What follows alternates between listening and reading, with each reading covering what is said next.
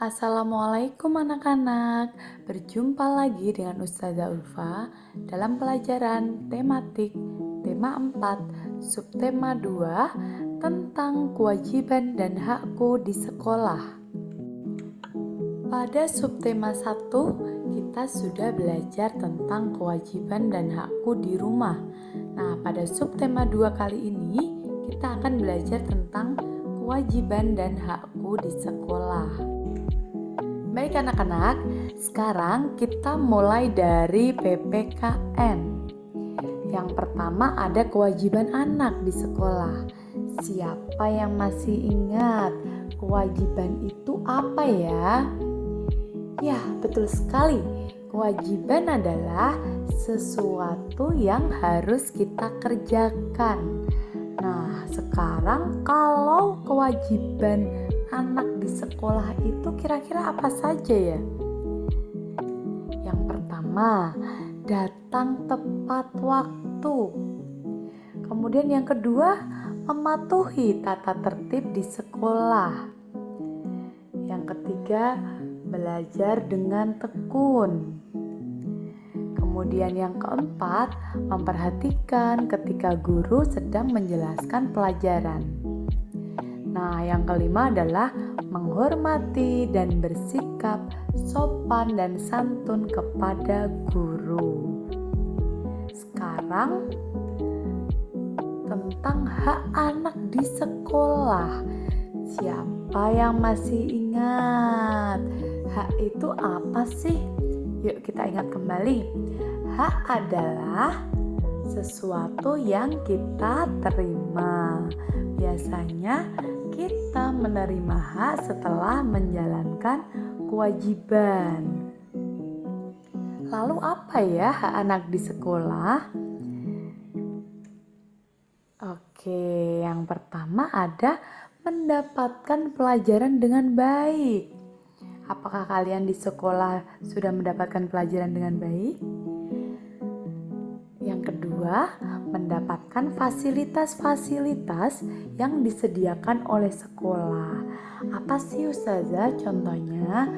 Nah, kalian disediakan atau difasilitasi dengan meja, kemudian dengan kursi, ada papan tulis, kemudian ada proyektor, kemudian ada perpustakaan. Nah, itu merupakan fasilitas-fasilitas dari sekolah. Yang ketiga yaitu mendapatkan suasana yang nyaman untuk belajar.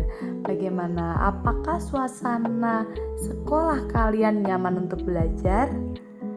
Ya, tentu saja nyaman ya. Kemudian yang keempat ada mendapatkan waktu untuk beristirahat. Pasti semua sekolah itu memberikan waktu untuk beristirahat. Jadi kita gunakan waktu untuk beristirahat itu dengan semaksimal mungkin. Selanjutnya adalah kewajiban anak dalam menjaga kebersihan sekolah. Apakah kalian sudah ikut dalam menjaga kebersihan sekolah? Tentu saja sudah ya. Nah, apa saja ya kewajibannya? Yang pertama ada menjaga kebersihan kelas. Dengan cara apa Ustazah? Dengan cara dibuatkan apa? Regu piket. Kita piket setiap hari menjaga kebersihan kelas. Kemudian tidak membuang sampah sembarangan atau membuang sampah pada tempatnya. Kemudian yang ketiga adalah tidak mencoret-coret dinding kelas. Siapa yang masih suka mencoret-coret dinding kelas? Siapa juga yang suka mencoret-coret meja? Nah, bagi yang masih suka untuk mencoret-coret, mulai sekarang jangan ya, kita mencoret-coretnya di buku saja. Kemudian yang keempat ada menyiram toilet setelah digunakan. Kemudian kita lanjut ke bahasa Indonesia. Bahasa Indonesia pada subtema 2 kali ini masih membahas mengenai kalimat saran, di mana kalimat saran itu ada karena adanya suatu masalah. Kemudian kita memberikan solusi berupa saran. Di sini Ustazah mencontohkan ada suatu permasalahan, yaitu Carla mendapatkan nilai yang kurang bagus ketika ulangan tematik karena kurang paham dengan materi pelajarannya. Maka saran yang bisa kita berikan ke Carla adalah, yang pertama, menggunakan kata sebaiknya. Sebaiknya kamu belajar kembali di rumah setelah pulang sekolah. Yang kedua, menggunakan kata seharusnya. Seharusnya kamu bertanya jika belum paham. Bagaimana anak-anak? Sudah paham mengenai kalimat saran ini? Jika sudah paham, Ustazah lanjutkan ke materi matematika. Matematika pada subtema 1 membahas tentang kemungkinan pada penjumlahan. Nah, di subtema 2 ini kita akan mencari kemungkinan pada pengurangan. Bagaimana ya cara mencarinya? Caranya masih sama seperti yang ada pada subtema 1. Hanya saja kita cari satu bilangan yang belum kita ketahui dengan cara mengurangi atau menambahkan bilangan-bilangan yang sudah diketahui. Jadi, jika pada subtema 1 itu kita mengurangi, pada subtema 2 ini adalah mengurangi atau menambahkan. Langsung saja kita lihat contoh soal. Sebelumnya ingat kembali ya. Nah, ini adalah segitiga hitung. A ditambah B sama dengan C. Kalau turun dikurangi, kalau mendatar atau ke samping ditambah. Ingat, nilai C nilainya lebih besar dibandingkan dengan A dan B. Mengapa? Karena C ini adalah penjumlahan atau hasil penjumlahan dari A ditambah B. Baik anak-anak, di sini Ustazah mempunyai contoh soal. Nah, yang pertama adalah 23 dikurangi titik-titik sama dengan 12. Soal yang kedua adalah titik-titik dikurangi 18 sama dengan 25. Lalu bagaimana Ustazah cara mengerjakannya? Yuk disimak baik-baik. Kita mulai dari nomor 1. Ingat kembali segitiga hitung ini, A ditambah B sama dengan C. Jika kita mencari nilai A, maka C dikurangi B. Jika kita ingin mencari nilai B, maka C dikurangi A. Nilai C akan selalu lebih besar dari A dan B, karena C adalah hasil dari penjumlahan A dan B. Nah, di sini yang menjadi nilai C adalah angka 23. Kemudian nilai A-nya ini belum diketahui. Yang akan kita cari ini adalah nilai A. Kemudian B yaitu angka 12. Maka jika kita ingin mencari nilai A adalah C dikurangi B. Nah, berapa sih? Maka 23 dikurangi 12 sama dengan 11. Jadi nilai di sini adalah 11. Kemudian lanjut pada soal nomor 2. Titik-titik dikurangi 18 sama dengan 25. Nah, Kalau pada soal nomor 2 ini C-nya belum kita ketahui. Kemudian nilai A-nya adalah 18 dan nilai B-nya adalah 25. Kita mau mencari nilai C. Bagaimana caranya? Nah, C itu adalah penjumlahan dari A dan B. Maka C sama dengan 18 ditambah 25. Mari kita hitung 18 ditambah 25, hasilnya adalah 43. Nah, jadi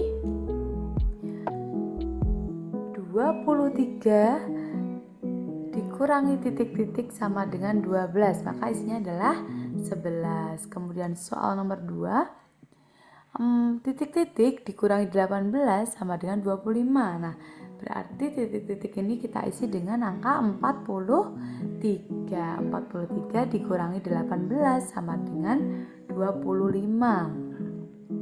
Sampai di sini paham anak-anak? Atau masih ada yang bingung?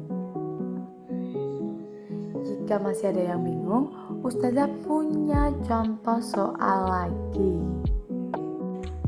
Ustazah mempunyai contoh soal lagi.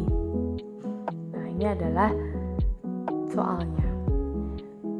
Di sini ada kertas tersedia, kertas terpakai, dan sisa kertas atau kertas tersisa. Ustazah akan mencontohkan. Pada kertas tersedia Ustazah tuliskan 50. Jadi Ustazah itu punya kertas 50. Kemudian kertas yang terpakai ini belum diketahui. Nah, jadi Ustazah punya kertas 50. Kira-kira harus Ustazah pakai berapa agar sisanya menjadi 40? Maka Ustazah harus memakai kertas itu sebanyak 10. Bagaimana caranya? Maka 50 dikurangi 10 sama dengan 40. Baik, Ustazah akan melanjutkan pada soal berikutnya. Di sini kalian diminta untuk membuat 5 kemungkinan lain dari kemungkinan pengurangan ini. Jadi berapa dikurangi berapa agar hasilnya 40? Ayo anak-anak, kita kerjakan bersama-sama. Kita bahas satu persatu.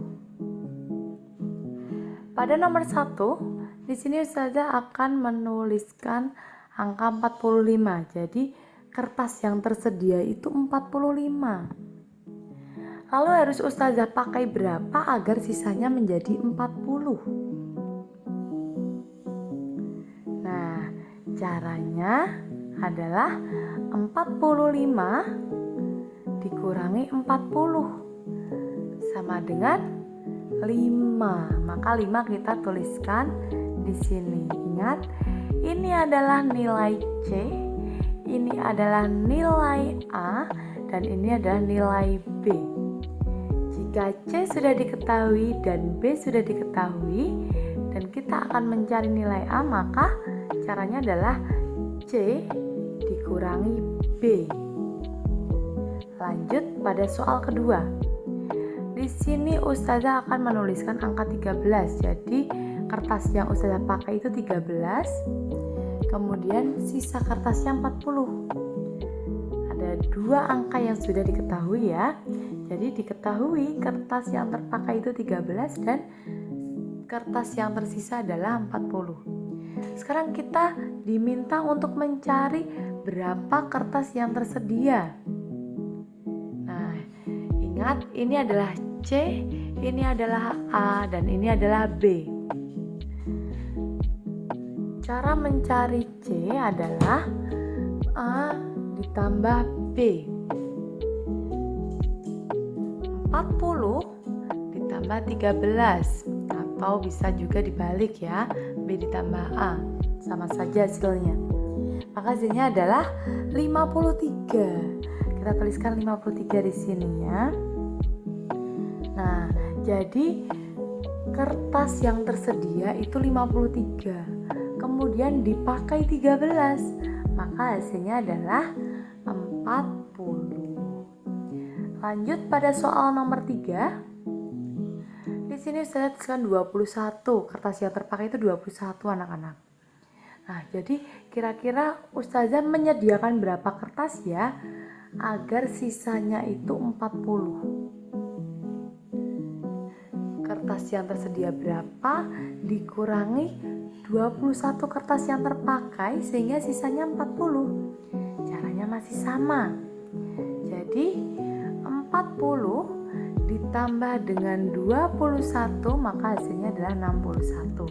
Jadi kertas yang tersedia adalah 61. Lanjut pada soal nomor 4. Di sini Ustazah menuliskan kertas yang tersedia adalah 49. Nah, berapa kira-kira kertas yang Ustazah pakai agar hasilnya 40? Maka caranya masih sama seperti soal nomor 1. 49 dikurangi 40 sama dengan 9. Jadi di sini kita tuliskan 9. Pada soal nomor 5, sekarang kalian membuat kemungkinan pengurangan sendiri. Coba kalian berlatih ya. Jadi kira-kira berapa dikurangi berapa agar hasilnya itu 40. Berapa kertas yang kalian sediakan, kemudian dikurangi berapa kertas yang kalian pakai agar hasilnya 40. Ingat, yang di depan ini nilainya harus lebih besar dari nilai ini dan ini. Karena yang di depannya adalah apa? Nilai C. C adalah hasil penjumlahan dari nilai A dan B. Jadi yang di depan ini harus lebih besar dan ini lebih kecil dari yang di depan. Coba sekarang kalian tentukan sendiri berapa kira-kira kemungkinan pengurangan pada soal nomor 5 ini. Bagaimana anak-anak? Sudah bisa? Sudah diisi? Baik, sekarang Ustazah akan melanjutkan di materi berikutnya, yaitu SPDP. Nah, SPDP kali ini kita akan belajar tentang tari. Gerak tari. Gerak tari adalah gerakan tubuh yang mengekspresikan jiwa manusia yang diungkapkan dengan gerakan ritmis yang indah. Apa sih maksudnya Ustazah? Nah, gerak tari ini adalah gerakan tubuh. Jadi yang bergerak adalah tubuhnya yang mengekspresikan jiwa manusia. Seperti yang sudah kalian ketahui, mengekspresikan. Nah, biasanya kalian kalau mengekspresikan sesuatu, senang, sedih itu kan dengan raut wajah. Nah, sama halnya dengan gerakan tari, tetapi kita ekspresikan, kita tuangkan, kita ungkapkan, atau kita ganti dengan sebuah gerakan. Nah, dengan gerakan yang seperti apa? Gerakan ritmis yang indah. Gerakan ritmis itu adalah gerakan yang diiringi dengan alat musik atau dengan musik seperti itu, dimana nantinya akan tercipta sebuah gerakan yang selaras dengan musik, dengan gerakan yang indah. Itu adalah namanya gerak tari. Nah, orang yang menari itu disebut dengan penari. Unsur utama tari adalah gerak dan musik. Kemudian tari ini mengandung sebuah cerita yang ingin disampaikan oleh penari atau pencipta tarian. Jadi setiap tarian itu ada ceritanya. entah itu bahagia, cerita sedih, atau cerita kehidupan sehari-hari. Nah, itu pasti ada ceritanya. Gerakan dasar kaki. Dalam tarian itu ada namanya gerakan dasar. Nah, gerakan dasar kaki ini dilakukan dengan menggabungkan gerakan berdiri tegak, kemudian berputar, berjalan, meloncat, dan melompat. Di sini ada meloncat dan melompat. Apakah kalian sudah tahu apa perbedaan dari meloncat dan melompat? Jika belum, ya disimak baik-baik perbedaan meloncat dan melompat. Nah, jika meloncat adalah meloncat dengan satu kaki. Apabila melompat adalah melompat dengan dua kaki.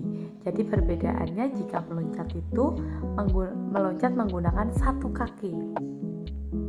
Tetapi jika melompat itu menggunakan dua kaki bersamaan. Bagaimana anak-anak? Apakah kalian sudah paham tentang gerak tari? Apakah kalian sudah bisa membedakan antara meloncat dan melompat? Baik, jika sudah, Ustazah akan melanjutkan ke materi berikutnya, yaitu PJOK tentang aktivitas waktu luang. Aktivitas waktu luang. Nah, di sini kira-kira kapan saja waktu luang di sekolah? Ya, betul sekali, yaitu ketika sebelum bel masuk sekolah, kemudian ketika istirahat, dan setelah pulang sekolah. Lalu apa yang biasa kalian lakukan ketika waktu luang? Pasti banyak ya yang bermain. Nah, selain bermain, di sini kita bisa memanfaatkan waktu luang dengan berolahraga. Kemudian bermain bola nih, pasti kesukaan kalian bermain bola. Kemudian kita bisa jalan-jalan, bermain bersama teman, dan kita bisa memanfaatkan waktu luang dengan berenang.